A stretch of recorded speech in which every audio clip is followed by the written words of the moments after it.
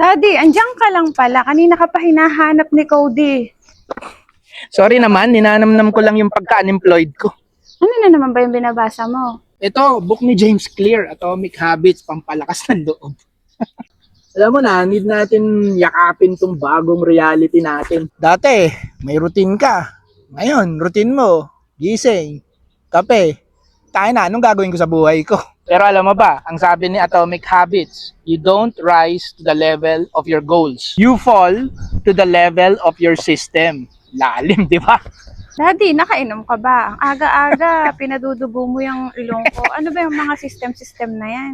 Kamote ka. Ganito lang kasi yon. Kahit gaano ka ka-motivated kagabi, kung ang system mo is puro scroll at higa, good luck talaga sa'yo. Sabi nitong book, 1% better every day. Di mo naman dapat ayusin ng buong buhay mo today. Pakunti-kunti lang, 1% nga, sabi nitong book. Pero of course, dapat consistent. Day 1, mag-update ka ng resume.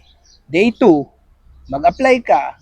Day 3, mag-aral ka, pag-aralan mo yung ChatGPT o kaya yung Claude. Small wins lang kasi yan yung bubuo ng bago mong identity. Sa totoo lang, hindi naman ikaw yung walang trabaho, ikaw yung taong nagpipilit bumangon ulit. Real talk lang, motivation should always follow actions, mga papi. So, huwag ka na matulog sa pansitan. And dahil dyan, tatayo muna ako, makapag-login muna sa LinkedIn. Baka nangangailangan ng Viva Max ng kalbo. Yun lang.